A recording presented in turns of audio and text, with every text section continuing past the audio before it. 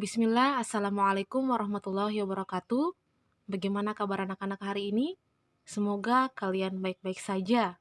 Alhamdulillah, hari ini kita kembali lagi belajar tematik, tema 4, subtema 3, pembelajaran 5 dan 6. Sebelum belajar, baiknya kita membaca doa belajar terlebih dahulu. Doa dimulai. Dayu dan teman-teman bermain di halaman rumah. Kebersihan lingkungan harus diperhatikan sebelum bermain. Ya, anak-anak, coba kita baca percakapan Dayu dan teman-temannya. Ya, siapkan buku cetakmu ya. Teman-teman, sebelum bermain, mari kita bersihkan dulu tempat ini. Setuju, daun-daun ini harus kita bersihkan. Setuju, sampah dedaunan harus dikumpulkan karena bisa diolah menjadi pupuk kompos. Berdasarkan teks percakapan tadi, sekarang ayo kita jawab soal-soal berikut ini. Nomor 1. Apa isi percakapan Dayu dan teman-temannya? Ya, tadi percakapannya tentang membersihkan taman bermain. Selain itu, juga mereka membahas tentang sampah dedaunan yang bisa dijadikan pupuk kompos. Nomor 2. Kegiatan apa yang dilakukan Dayu dan teman-teman sebelum bermain? Ya, mereka membersihkan tempat bermain. Nomor 3. Mengapa kegiatan itu harus dilakukan? Ya, tentu saja agar tempat bermain menjadi bersih. Nomor 4. Dapat diolah menjadi apakah sampah dedaunan yang dikumpulkan? Ya, sudah dijawab nomor 1 ya. Itu bisa menjadi pupuk kompos. Sekarang ayo kita baca teks berikut. Kesehatan dan keselamatan ketika bermain perlu diperhatikan. Kebersihan dan lingkungan wajib diperhatikan sebelum bermain. Jika ada sampah dan kotoran hewan harus dibersihkan terlebih dahulu. Kotoran hewan jika terinjak dapat membuat kaki gatal. Kaki yang gatal akan membuat kegiatan terganggu.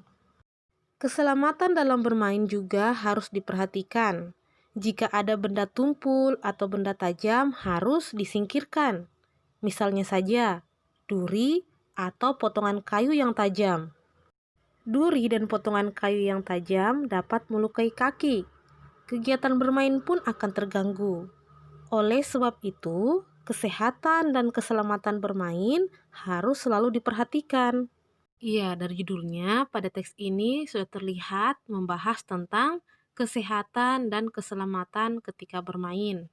Jadi sebelum bermain, anak-anak soleh harus memperhatikan tempat bermainnya terlebih dahulu.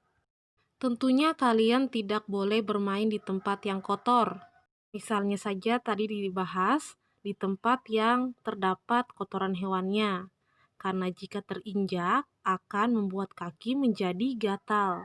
Ya, selain kebersihan tempat bermain, kita juga harus memperhatikan benda-benda apa saja yang ada di tempat bermain. Jika ada benda tajam atau benda tumpul yang dapat membahayakan ketika bermain, sebaiknya itu disingkirkan terlebih dahulu. Ya, jangan lupa anak-anak, ketika kalian bermain di luar rumah, terutama di tempat bermain, jangan lupa kalian menggunakan alas kaki, sendal, ataupun sepatu. Bermain akan aman jika di lingkungan bersih. Sebelum bermain harus melenturkan tubuh terlebih dahulu. Tentu kamu masih ingat cara melenturkan tubuh kan? Melenturkan tubuh dapat dikembangkan dalam bentuk permainan. Misalnya, permainan mengoper bola beruntun dari belakang ke depan. Ya, permainan mengoper bola beruntun dari belakang ke depan seperti gambar di bawah ini. Kira-kira bagaimana ya cara melakukan permainan mengoper bola dari belakang ke depan? Cara melakukan permainan tersebut adalah sebagai berikut. Cara yang pertama, buatlah dua regu berbaris berbanjar, saling berhadapan, seperti gambar di atas. Yang kedua, setiap regu minimal beranggotakan 4 siswa. Yang ketiga, sikap awal setiap regu berdiri dengan menggunakan lutut, seperti gambar di atas. Yang keempat, operlah bola kepada teman yang ada di depanmu. Yang kelima, peganglah bola operan teman di belakangmu. Caranya, liukan badan ke samping ke arah datangnya bola. Yang keenam, kelompok tercepat mengoper bola sampai ke teman paling depan adalah pemenangnya. Ya, jadi itulah tadi cara bermain permainan mengoper bola beruntun dari depan ke belakang.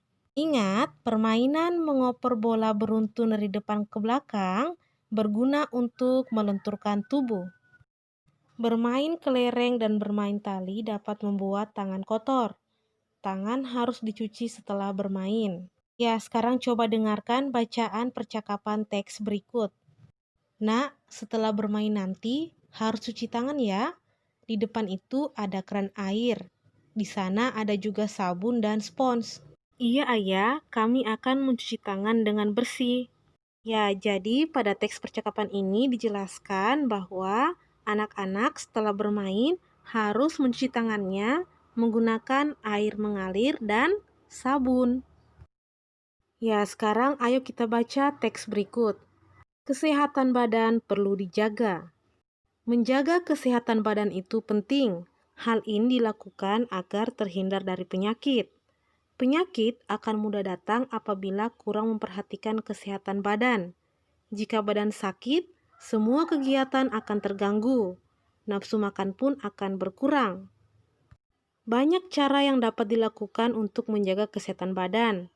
Kita harus mandi secara teratur.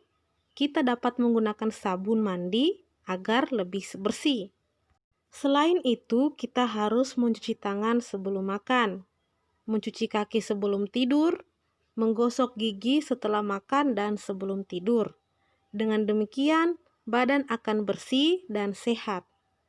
Ya, sekarang coba kalian amati gambar di bawah ini. Informasi apa sajakah yang dapat kamu peroleh dari kegiatan seperti gambar tersebut? Ya, informasi yang kita peroleh yaitu cara yang dilakukan untuk menjaga kesehatan badan. Pada gambar pertama terlihat anak yang sedang mencuci tangan. Jadi, cara yang pertama yang dapat dilakukan untuk menjaga kesehatan badan yaitu mencuci tangan setelah kegiatan di luar rumah dan sebelum makan. Ya, cara kedua yang dilakukan untuk menjaga kesehatan badan yaitu menggosok gigi setelah makan dan sebelum tidur. Dan yang ketiga, mandi secara teratur dengan menggunakan sabun mandi agar lebih bersih. Ya, sekarang coba kalian amati gambar di bawah ini. Di situ terlihat ada gambar sabun dan gambar spons.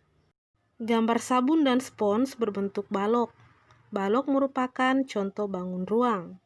Ya, gambar ini merupakan gambar bangun ruang balok. Ya, selain bangun ruang balok, ada lagi jenis-jenis bangun ruang lainnya. Ya, seperti dua bangun ruang di bawah ini. Pada bangun ruang pertama, kita bisa lihat di situ, bangun ruang itu namanya prisma. Pada gambar kedua, di situ kita bisa melihat bangun ruang yang namanya limas. Ya, masih ingatkah kamu pada materi sebelumnya? Kita sudah mengenal tentang rusuk, sisi, dan titik sudut pada bangun ruang. Ya, sekarang kita akan melihat rusuk, sisi, dan titik sudut pada bangun ruang prisma dan limas. Ya, pada bangun ruang prisma di situ terlihat jelas bagian-bagian dari bangun ruang prisma. Sekarang kita akan belajar menghitung rusuk, sisi, dan titik sudut pada bangun ruang prisma. Yang pertama, ayo kita hitung dulu berapa sisi dari bangun ruang prisma. Tentunya sisi pada bangun datar berbeda dengan sisi pada bangun ruang. Sisi pada bangun datar berupa garis, sedangkan sisi pada bangun ruang berupa bidang. Seperti apa sih sisi pada bangun ruang? Coba lihat pada bangun ruang prisma yang bagian bawahnya. Di situ ditunjukkan sisi bawah yang berbentuk seperti segitiga. Sekarang coba kita lihat bagian atasnya. Di situ ditunjukkan sisi atas yang berbentuk seperti segitiga juga. Sekarang coba kita lihat bagian tengah. Di situ ditunjukkan sisi tegak. Sisi tegak di sini berbentuk seperti bangun datar persegi panjang. Jika kita menghitung sisi tegak pada bangun prisma ini, bukan hanya satu ya, tapi ada 3. Yang pertama, sisi bagian depan. Yang kedua, sisi bagian samping kanan. Dan yang ketiga, sisi bagian samping kiri. Setelah mengetahui yang mana saja sisi pada bangun prisma tadi, kita sudah dapat menghitungnya. Ternyata pada bangun prisma ini ada 1, 2, 3, 4, 5. Ada 5 sisinya. Sedangkan untuk rusuknya kita bisa menghitung ada 1, 2, 3, 4, 5, 6, 7, 8, 9. Ada 9 rusuk pada bangun ruang prisma. Sedangkan titik sudutnya ada 1, 2, 3, 4, 5, 6. Ada 6 titik sudut pada bangun ruang prisma. Setelah mengetahui cara menghitung sisi, rusuk, dan titik sudut pada bangun ruang prisma, coba sekarang kalian menghitung sisi, rusuk, dan titik sudut pada bangun ruang limas. Ya, sekarang coba kita hitung banyak rusuk, sisi, dan titik sudut pada bangun ruang ini. Banyak rusuknya itu ada 9, sisinya ada 5, dan titik sudutnya ada 6. Ya, untuk mengetahui cara menghitungnya, kalian harus mendengarkan penjelasan sebelumnya. Alhamdulillah, materi hari ini telah selesai. Semoga kalian dapat memahami penjelasan tadi. Sekian dulu untuk hari ini. Assalamualaikum warahmatullahi wabarakatuh.